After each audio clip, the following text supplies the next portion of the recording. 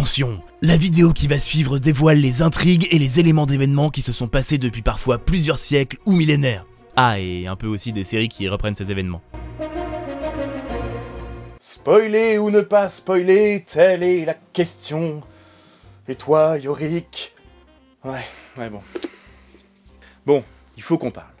Je vois de temps en temps, ici ou là, les gens s'indigner de ce que j'appelle les spoils historiques, c'est-à-dire dévoiler ou gâcher l'intrigue d'un film parce que quelqu'un a parlé d'un élément historique que le film ou la série reprend. Et ce reproche est fait parfois aux youtubeurs, aux gens sur Twitter, parfois même aux enseignants. Je me suis dit que j'allais vous en parler pour exprimer quelques interrogations sur cette étrange réaction. Alors en premier lieu, commençons par le commencement, qu'est-ce qu'un spoiler?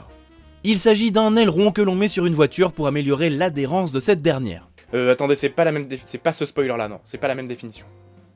Dans le cas qui nous intéresse, le spoiler c'est révéler tout ou partie de l'intrigue d'un film, d'une série, un livre, un jeu, en fait n'importe quelle œuvre artistique à scénario. Depuis 2019, le terme français officiel est divulgaché, parce qu'on aime bien faire des... Ce qui est rigolo quand on sait que le terme anglais spoiler vient du français espoilier, devenu spolier ou dépouiller de nos jours. Il porte à la fois un sens de dévoilement, mais aussi de gâchis de plaisir pour ceux qui y sont sensibles. Mais tout ça, c'est mal défini. Par exemple, à partir de quelle durée après la sortie d'une œuvre peut-on en parler librement? Selon Netflix, autorité reconnue en matière de séries et de diffusion, après 1 an c'est bon, on peut parler librement des choses. Alors, à titre personnel, je considère que quand l'enjeu de la révélation est de taille, il n'y a pas forcément de date de péremption. Spontanément, je pense à la fin de Fight Club ou de Seven, où les révélations arrivent un peu comme des chocs. Mais bon, ça aussi c'est une notion personnelle, où est-ce qu'on place la frontière de la révélation importante ou non? Cela dit, dans bien des cas, l'important n'est pas la révélation elle-même, mais tout le chemin qu'il faut pour qu'elle devienne simplement logique. Et dans ce cas, cette révélation, elle n'a pas une importance dingue. Cela dit ça, c'est mon propre avis, je comprends qu'il y en ait beaucoup qui puissent apprécier uniquement l'effet d'annonce. Bon ça, du coup, c'est pour le spoiler de base. Le classique, j'ai envie de tout dire. Mais l'histoire dans tout ça. Prenons l'exemple de la série Vikings. Oui, encore, oui. Cette série est très librement inspirée de la vie de Ragnar Lodbrok, un viking dont les récits semi-légendaires en font un des personnages de cette période les plus connus de tous les temps. Alors, je dis semi-légendaire parce qu'il n'est pas impossible que notre bon Ragnar soit en fait une combinaison de plusieurs chefs et rois scandinaves. L'histoire n'est pas encore très claire là-dessus, on n'est pas sûr. Bref, tous les récits autour de ce personnage sont parmi les plus étudiés de l'histoire de l'ère des Vikings, et ce depuis des siècles. On parle probablement de millions de chercheurs et linguistes qui ont étudié le sujet, l'ont enseigné, ont écrit dessus. Il existe des romans, des BD, des œuvres musicales, des jeux vidéo, bref, énormément d'œuvres artistiques qui ont été faites sur ce passage de l'histoire.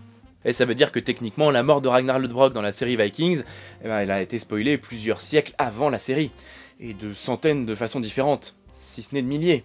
Le tout bien avant ma naissance, la vôtre, celle de n'importe quel créateur de la série, bref, il y a très longtemps. Du coup, je vois mal comment reprocher ça à ceux qui en parlent. Bien sûr, on pourra argumenter en disant que lorsqu'on ne connaît pas l'histoire, on n'a pas envie de se faire spoiler la série. Mais pensons aux médiateurs culturels, enseignants, musées, chercheurs, simples passionnés ou éditeurs. Bref, tous les gens dans le monde qui travaillent quotidiennement sur un sujet historique. Faut-il leur demander d'arrêter immédiatement de travailler sur leur spécialité quand sort une série ou un film qui s'en inspire, au risque de devoir spoiler sans faire exprès une intrigue pourtant écrite depuis des siècles? Bien sûr, le raisonnement est un peu absurde, mais je dois avouer que cette idée de spoiler historique m'a toujours un peu vraiment perturbé. Allons d'ailleurs plus loin. En admettant qu'il n'y a pas de limite de durée à un spoiler, doit-on considérer que la série Vikings est un spoiler honteux des récits historiques et du poème déclaré par Ragnar Lodbrok au moment de sa mort? Oui non, je pense qu'on va clairement nulle part avec cette idée. Ne pas connaître une période historique, ce n'est pas grave. C'est mon cas, c'est votre cas, c'est notre cas à tous, et finalement, c'est bien normal. L'ignorance innocente ne peut pas et ne doit pas être un problème, il n'y a absolument rien à reprocher. Mais quand vous vous attaquez à une série, un film ou un jeu historique, il faut d'abord accepter le spoiler comme un risque, parce que ce dernier existe depuis bien avant votre propre naissance, et bien souvent de n'importe quel créateur d'une œuvre actuelle. Jamais de la vie vous n'iriez reprocher au monde de vous avoir spoilé qu'à la fin des films sur la Seconde Guerre mondiale, les nazis sont battus et Hitler meurt. Est-ce que pour autant avoir ces informations vous gâche le film?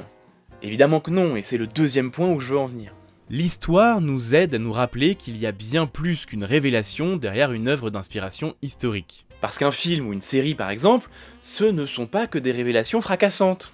C'est une histoire, des personnages, des ambiances, des visuels, énormément de travail et toute une équipe qui vous prend par la main sur un long chemin avant d'arriver à la révélation finale, qui bien souvent est assez prévisible. Parce que pour beaucoup d'œuvres, cette révélation finale est moins importante que tout le reste. Il existe d'ailleurs plein d'œuvres qui, dès l'introduction ou la bande-annonce, annoncent d'ores et déjà la révélation finale. Et cela ne change rien au suspense de l'ensemble. Mais parfois même ça en rajoute, hein.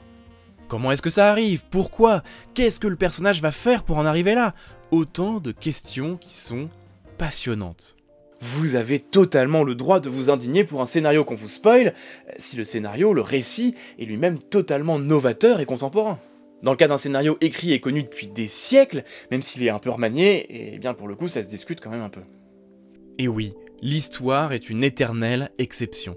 On parle en France d'exception culturelle française, qui désigne grossièrement toutes les manières originales qu'a la France d'aborder la culture et de la mettre en avant par rapport à ses voisins. Mais l'histoire, c'est l'exception culturelle mondiale.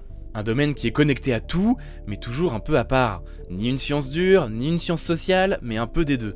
Comme le pays des merveilles, il existe de nombreux chemins pour y parvenir, et de nombreuses surprises attendent le touriste en balade dans ces contrées.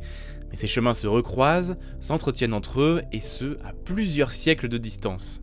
Et à mon avis, il ne faut pas s'en étonner, mais plutôt s'ouvrir à tout le reste, en dehors des chemins tracés, et apprécier la promenade. L'histoire, c'est aussi une vieille dame qui nous raconte son histoire, nous donne un peu de sa sagesse, comme une grand-mère bienveillante qui cherche à nous guider au quotidien. Faut-il alors refuser ces enseignements de vie pour un instant d'émotion si fugace? Voilà, ça faisait longtemps que j'avais envie de vous parler de ça, j'espère que ça vous a intéressé, n'hésitez pas à me dire ce que vous en pensez en commentaire. Quant à nous, on se retrouve très bientôt, et n'oubliez pas que l'histoire est vivante.